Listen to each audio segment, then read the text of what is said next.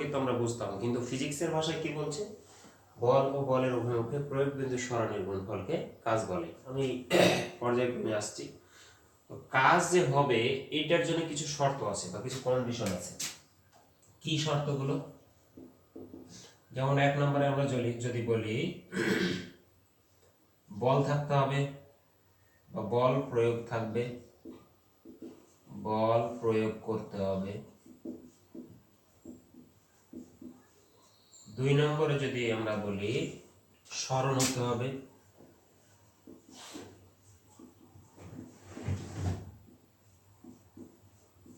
3 নম্বর যদি আমরা দেখি বল ও সরণ উভয় থাকতে হবে।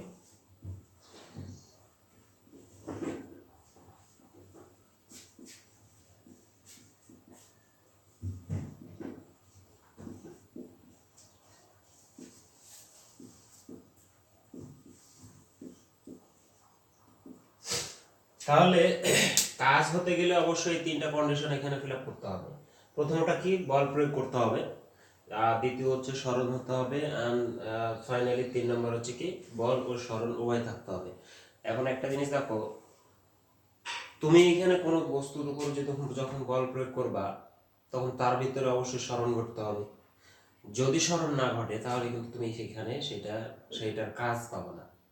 তাহলে বল প্রয়োগ করতে হবে অবশ্যই, একটা বস্তুর উপর তুমি বল প্রয়োগ করলা। সেকেন্ড, ওই বস্তুর উপর অর্থাৎ যে বস্তুর উপর তুমি বল প্রয়োগ করলা তার অবশ্যই সরণ ঘটতে হবে, তাহলে সেটা কাজ বলা যাবে। অ্যান্ড ফাইনালি বল ও সরণ উভয়ই থাকতে হবে, কেননা বল বাদ দিয়ে তুমি সরণ পাবা না। আর বল প্রয়োগ করার পর যদি তুমি সরণ না পাও বা সরণ পাইলা বল প্রয়োগ না করার পরে, তাহলে সেই ক্ষেত্রে সেটা কিন্তু কাজ হিসেবে আমরা ধরতে পারবো না। আশা করি তোমরা এই 3টা শর্ত বুঝতে পারছো। এখন আসো মূলত আমরা কাজকে ব্যাখ্যা করি, যে আসলে কাজ জিনিসটা আসলে কি, একে কিভাবে আমরা ব্যাখ্যা করতে পারি।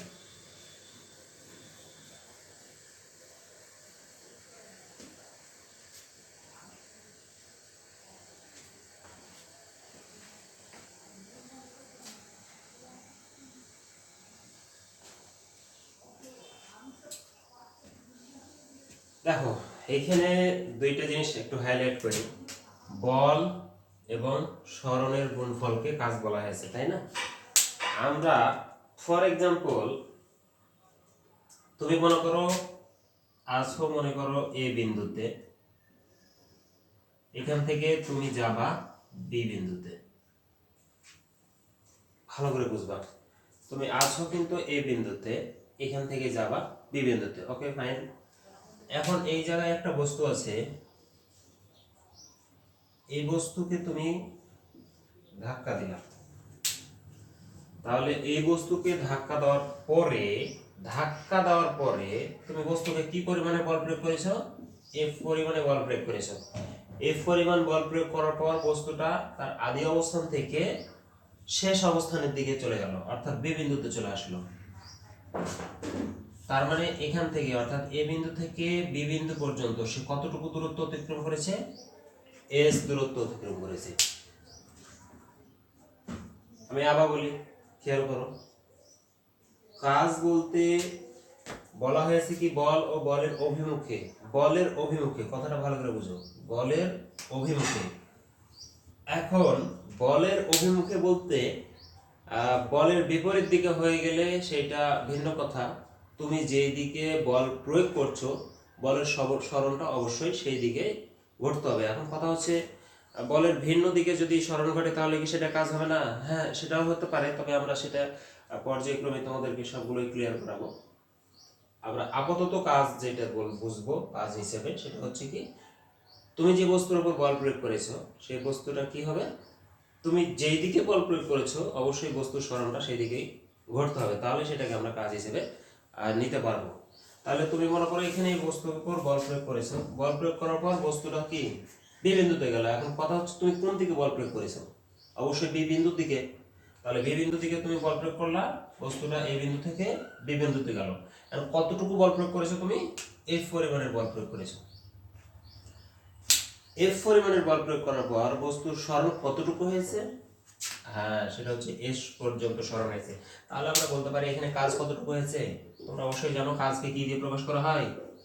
কাজকে প্রকাশ করা হয় ডাব্লু দিয়ে। কাজ ডাব্লু সমান, তাহলে আমরা কি পাই, বল ইনটু সরণের গুণফল। তাহলে বল কত ছিল এখানে, এফ ইনটু সরণের গুণফল, সরণ কতটুকু, এস। এই দেখো, তাহলে কাজের একটা ডেফিনেশন আমরা পাইলাম। এখন কথা হচ্ছে এটা কি বরাবর, এটা ছিল অনুভূমিক বরাবর। অনুভূমিক বলতে একটা সমতলে যখন তুমি কোনো বস্তুর উপর বল প্রয়োগ করবে, লাইক তুমি ফুটবলের উপর আঘাত করলা, ফুটবল যদি তোমার সমতলের উপর দিয়ে যদি গড়ায় গড়ায় যায়, সেই ক্ষেত্রে কিন্তু তুমি ফুটবলে তুমি কতটুকু কাজ পেয়েছো এটা তুমি এই হিসেবে বের করতে পারবা।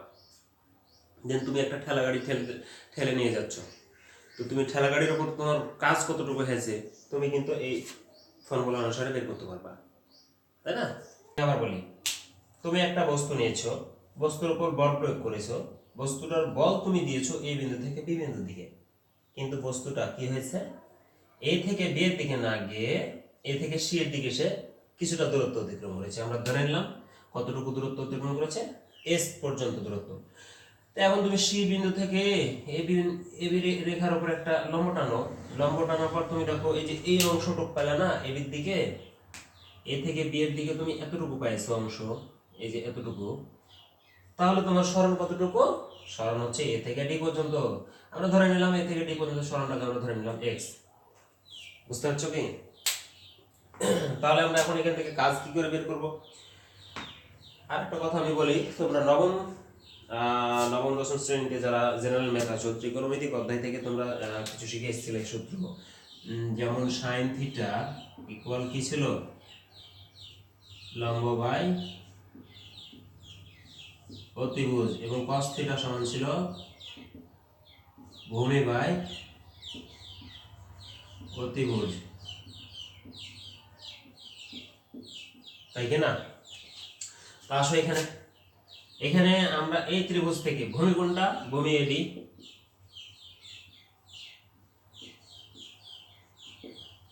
এডি ভূমি, যার মান কত আমরা পাচ্ছি এখান থেকে এক্স। Okay fine. লম্ব কোনটা, এই ত্রিভুজে লম্ব সিডি, আমরা কি লম্বর মান ধরেছি এখানে, না। তুমি তোমার এখানে অতিভুজ কোনটা,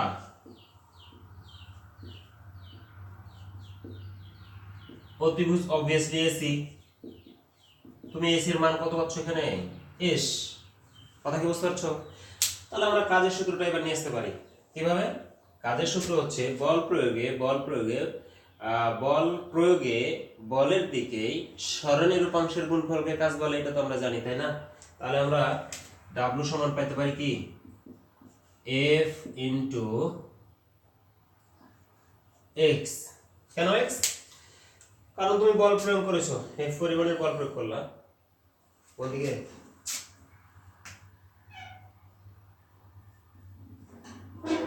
এ থেকে বি এর দিকে, এ থেকে বি এর দিকে তুমি কি পরিমাণের বল প্রয়োগ করেছো, এফ পরিমাণের বল প্রয়োগ করলা।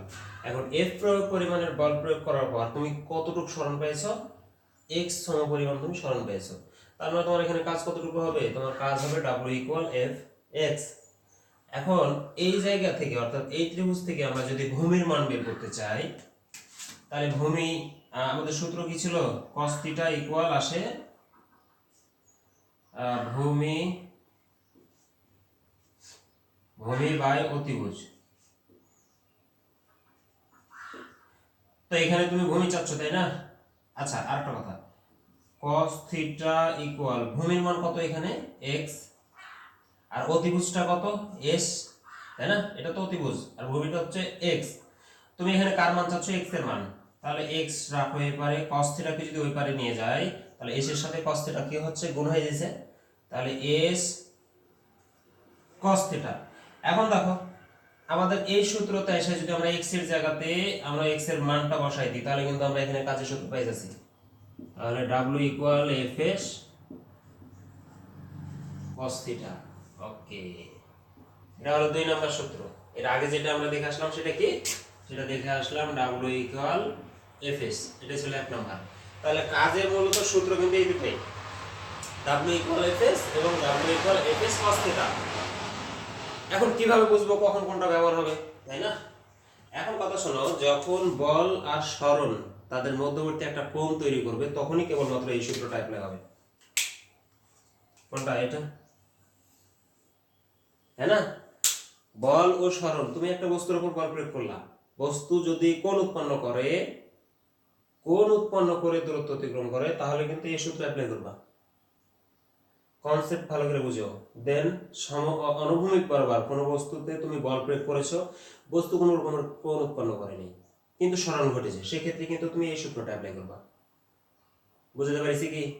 কাজকে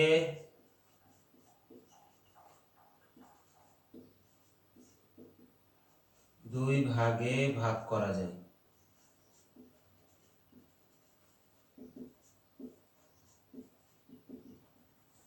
এক নাম্বার কি? এক নাম্বার হচ্ছে ঋণাত্মক কাজ, সরি ধনাত্মক কাজ।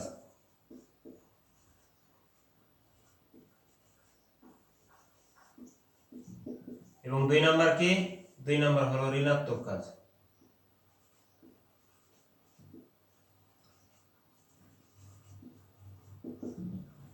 ধনাত্মক কাজ আর ঋণাত্মক কাজটা কি সেটা আমি একটু বলি।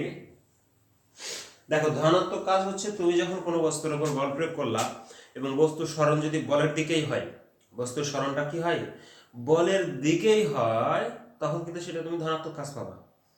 বুঝতে পারছি কি? কোনো বস্তুর উপর তুমি বল প্রয়োগ করলা, বস্তুর সরণ ঘটলো, কিন্তু সরণটা যদি বলের বিরুদ্ধে চলে যায়, তাহলে কিন্তু সেটা ঋণাত্মক কাজ হবে। তুমি বস্তুর উপর বল প্রয়োগ করেছো, বস্তুর সরণ যদি বলের দিকেই হয়, অর্থাৎ তুমি যেদিকে বল দিয়েছো সেই দিকেই যদি ঘটে, তাহলে সেই ক্ষেত্রে কিন্তু সেটা ধনাত্মক কাজ হবে। দেখো,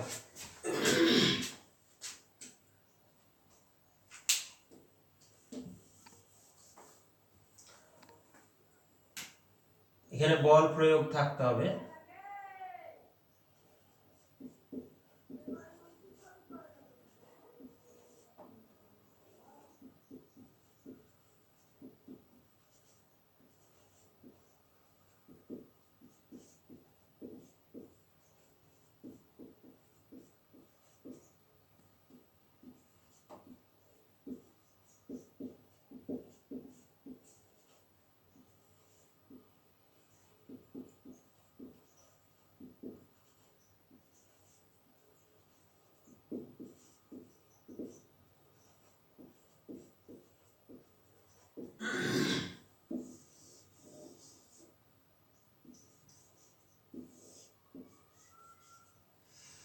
দেখো, ধনাত্মক কাজটা কি? বল প্রয়োগে বলের সরণ যদি বলের দিকেই হয়, তাহলে সেটাকে আমরা বলবো ধনাত্মক কাজ।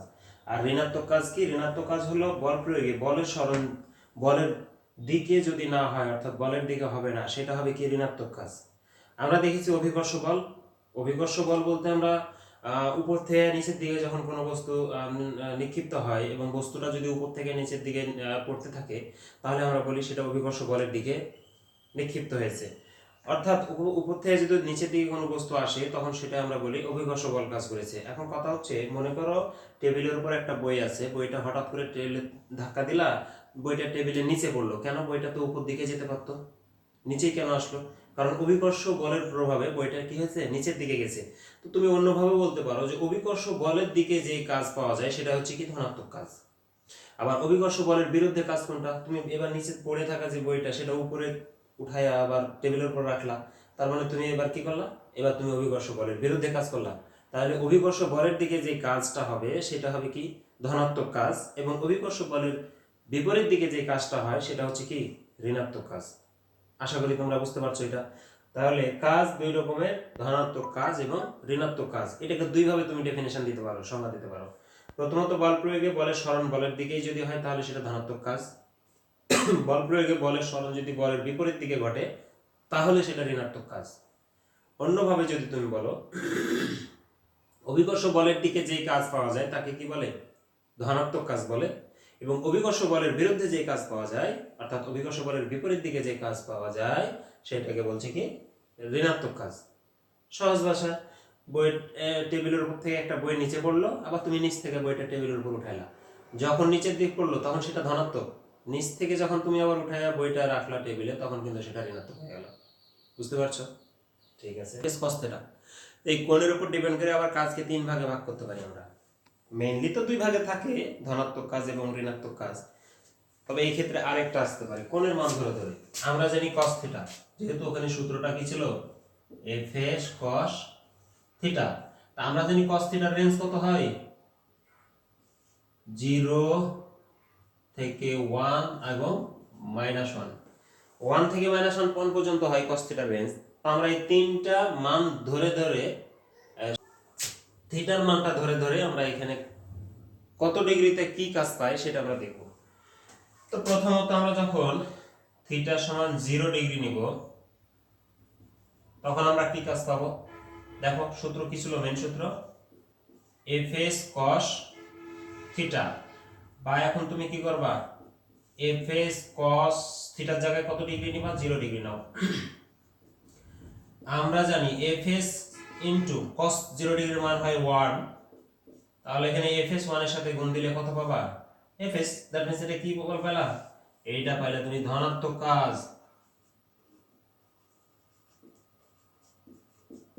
তাই না? এবার আসো, থিটার মান যখন তুমি 90 ডিগ্রি নিবা তখন কি পাবা, কোন কাজ পাবা, তাহলে fs cos থিটা, তাহলে এখানে fs cos থিটা, তার মানে তুমি এখন থিটার মান কত বসাবা, থিটার মান তুমি এখানে বসাবা fs cos আর 90 ডিগ্রি, তাহলে তুমি এখানে fs cos 90 ডিগ্রির মান কত হয়, cos 90 ডিগ্রিতে মান হয় 0 আমরা জানি। তাহলে তুমি যখন থিটা সমান 90 ডিগ্রি নিলা তখন fs cos theta, fs cos থিটার জায়গায় এবার তুমি কত ডিগ্রি বসাবা, তুমি 90 ডিগ্রি বসাবা অবশ্যই। তাহলে আমরা জানি cos 90 ডিগ্রিতে মান আসে 0, তাহলে তুমি fs ইকুয়াল ইনটু 0 নাও, তাহলে 0 এর সাথে কোনো কিছু গুণ করলে তো অবশ্যই সেটা 0 হয়ে যায় নাকি, তাহলে আমার এখানে মান টোটালি হয়েছে 0। এখন বলো এটা কোন কাজ, এটা হচ্ছে শূন্য কাজ, এটা কি শূন্য কাজ, অর্থাৎ এখানে কোনো প্রকারের কাজই পাবা না তুমি। দেন এবার আবার আসো, তুমি যখন থিটার মান 180 ডিগ্রি নিবা তখন কি হবে, আমাদের মূল ফর্মুলা কি ছিল, fs cos থিটা, তাহলে এখানে fs cos থিটা, তুমি এবার cos থিটার জায়গায় কত বসাবা, অবশ্যই 180 ডিগ্রি, 180 ডিগ্রি বসাইলাম, তাহলে fs cos 180 ডিগ্রির মান কত হয়, -1, তাহলে fs এর সাথে 1 গুণ দিলে সেটা হবে কি fs, তাহলে এটা কোন কাজ পেলা, দেখো সামনে কিন্তু মাইনাস আছে, তার মানে বুঝতেই পারছো এটা হচ্ছে কি ঋণাত্মক কাজ।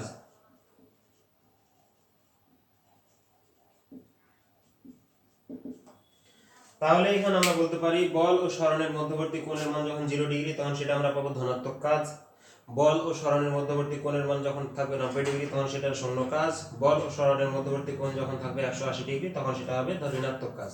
আশা করি বুঝতে পারলা। আজকে মূলত এতটুকুই, নেক্সট ক্লাসে আবার পরবর্তী টপিকস গুলো নিয়ে আবার আলোচনা করা হবে ইনশাআল্লাহ।